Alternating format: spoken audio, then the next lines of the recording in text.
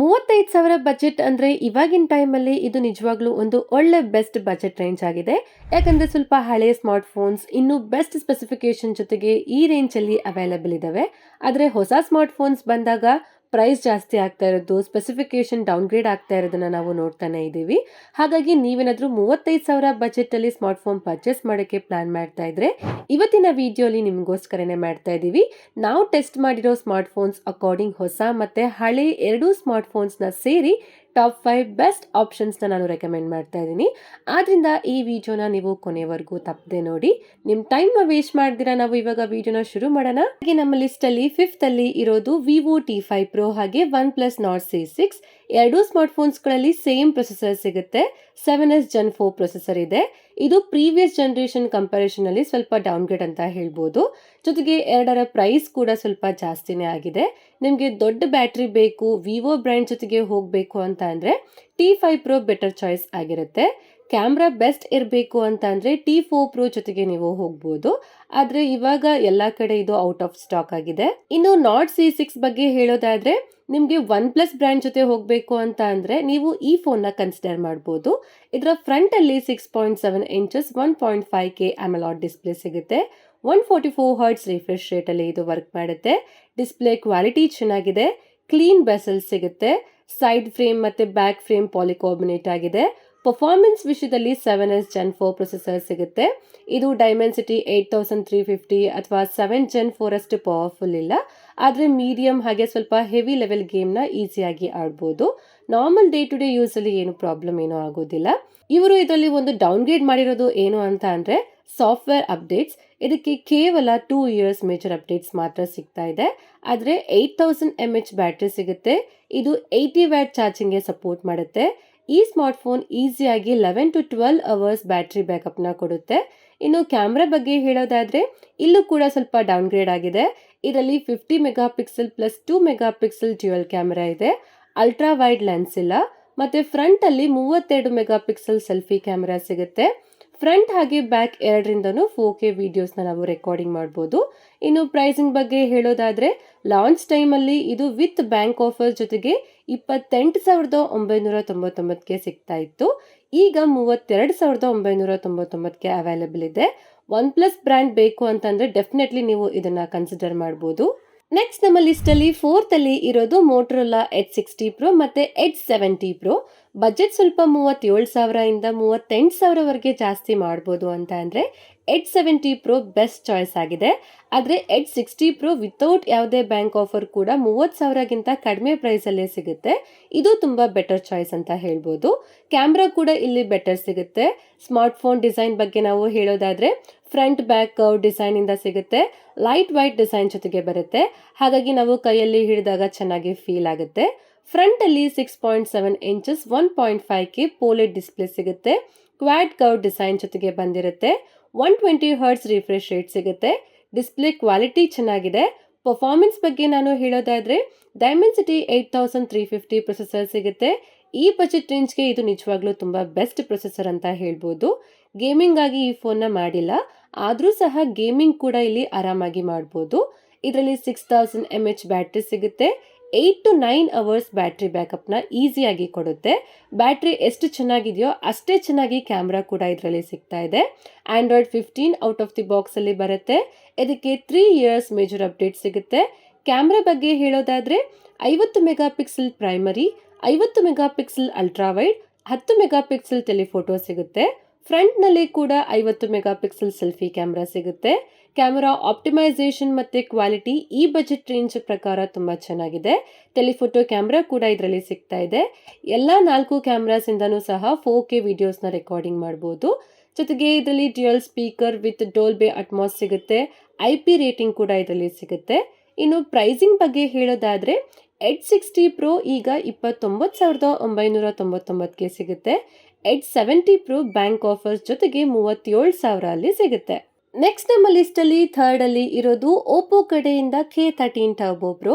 ನಿಮಗೆ 30ರಿಂದ 35,000 ಬಜೆಟಲ್ಲಿ ಒಂದು gaming smartphone ಬೇಕು ಅಂತ ಇದ್ರೆ ಇದನ್ನ ಡೆಫಿನೆಟ್ಲಿ ನೀವು ಮಿಸ್ ಮಾಡಬಾರ್ದು. ಯಾಕಂದ್ರೆ ಮುಂದೆ ಬರೋ ಟೈಮಲ್ಲಿ ಈ ಬಜೆಟ್ ರೇಂಜಲ್ಲಿ ಇಂಥ ಪ್ರೊಸೆಸರ್ ಜೊತೆಗೆ ಸ್ಮಾರ್ಟ್ಫೋನ್ ಸಿಗೋದು ತುಂಬಾನೇ ಕಷ್ಟ. ಈ ಸ್ಪೋರ್ಟ್ಸ್ ಗೇಮಿಂಗ್ ಮಾಡ್ತೀರಾ, ಹೆವಿ ಗೇಮಿಂಗ್ ಆಡ್ತೀರಾ, ಲೈವ್ ಸ್ಟ್ರೀಮಿಂಗ್ ಮಾಡ್ತೀರಾ ಅಂತ ಅಂದರೆ ನಿಮಗೆ ಇದು ಬೆಸ್ಟ್ ಚಾಯ್ಸ್ ಆಗಿರುತ್ತೆ. ಇದರಲ್ಲಿ ಡೈಮೆನ್ಸಿಟಿ 8500 ಅಲ್ಟ್ರಾ ಪ್ರೊಸೆಸರ್ ಸಿಗುತ್ತೆ. BGMI ಅಲ್ಲಿ 120 FPS ಸಪೋರ್ಟ್ ಸಿಗುತ್ತೆ. ಗೇಮಿಂಗ್ ಪರ್ಫಾರ್ಮೆನ್ಸ್ ತುಂಬ ಚೆನ್ನಾಗಿದೆ. ಇದ್ರ ಜೊತೆಗೆ ಗೇಮಿಂಗ್ ಲುಕ್ ಡಿಸೈನ್ ಕೂಡ ಇದು ಕೊಡ್ತಾ ಇದೆ. ಬ್ಯಾಕಲ್ಲಿ ಎಕ್ಸ್ಟರ್ನಲ್ ಫ್ಯಾನ್ ಕೂಡ ಸಿಗುತ್ತೆ. ಡಿಸ್ಪ್ಲೇ ಬಗ್ಗೆ ಹೇಳೋದಾದ್ರೆ 6.8 ಇಂಚಸ್ ದೊಡ್ಡ ಡಿಸ್ಪ್ಲೇ ಸಿಗುತ್ತೆ. 1.5K ರೆಸಲ್ಯೂಷನ್ ಜೊತೆಗೆ ಬರುತ್ತೆ. ಡಿಸ್ಪ್ಲೇ ಕ್ವಾಲಿಟಿ ಚೆನ್ನಾಗಿದೆ. ಮತ್ತು ಇದು Android 15 out of the box ಅಲ್ಲಿ ಬರುತ್ತೆ. ಇದರಲ್ಲಿ 7000 mAh ಬ್ಯಾಟ್ರಿ ಇದೆ. 80 ವ್ಯಾಟ್ ಫಾಸ್ಟ್ ಚಾರ್ಜಿಂಗ್ಗೆ ಇದು ಸಪೋರ್ಟ್ ಮಾಡುತ್ತೆ. ಪ್ರೈಸಿಂಗ್ ಬಗ್ಗೆ ಹೇಳೋದಾದ್ರೆ ಈಗ ಇದು ಯಾವುದೇ ಬ್ಯಾಂಕ್ ಆಫರ್ಸ್ ಇಲ್ಲದೇನೆ 29,999ಗೆ ಸಿಗ್ತಾ ಇದೆ. ಇದರ ಹೈಯೆಸ್ಟ್ ವರ್ಷನ್ ಕೂಡ 31,999ಗೆ ಈಸಿಲಿ ಅವೈಲೇಬಲ್ ಇದೆ. ನೆಕ್ಸ್ಟ್ ನಮ್ಮ ಲಿಸ್ಟಲ್ಲಿ ಸೆಕೆಂಡಲ್ಲಿ ಇರೋದು ಪೋಕೋ ಕಡೆಯಿಂದ ಪೋಕೋ ಎಕ್ಸೈಟ್ ಪ್ರೋ ಮತ್ತು ರೆಡ್ಮಿ ಟರ್ಬೋ 5. ಈ ಎರಡು ಸ್ಮಾರ್ಟ್ಫೋನ್ಸ್ಗಳು ಆಲ್ಮೋಸ್ಟ್ ಸೇಮ್ ಸ್ಮಾರ್ಟ್ಫೋನ್ಸ್ ಆಗಿದ್ದಾವೆ.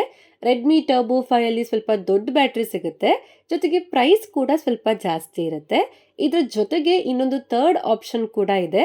ನಿಮ್ಮ ಬಜೆಟ್ ಸ್ವಲ್ಪ ಇನ್ಕ್ರೀಸ್ ಮಾಡ್ಬೋದು, ಬ್ಯಾಂಕ್ ಆಫರ್ಸ್ ಅವೈಲೇಬಲ್ ಇದ್ರೆ ಪೋಕೋ F7 ಕಡೆನೂ ನೀವು ಹೋಗ್ಬೋದು. ಇದು ಒಂದು ಬೆಟರ್ ಚಾಯ್ಸ್ ಆಗಿರುತ್ತೆ. ಯಾಕಂದರೆ ಈ ಉಳಿದಿರೋ ಎರಡರಲ್ಲಿ ಡೈಮೆನ್ಸಿಟಿ ಪ್ರೊಸೆಸರ್ ಸಿಕ್ಕಿದ್ರೆ ಇದರಲ್ಲಿ ಸ್ನ್ಯಾಪ್ಡ್ರ್ಯಾಗನ್ ಪ್ರೊಸೆಸರ್ ಸಿಗುತ್ತೆ.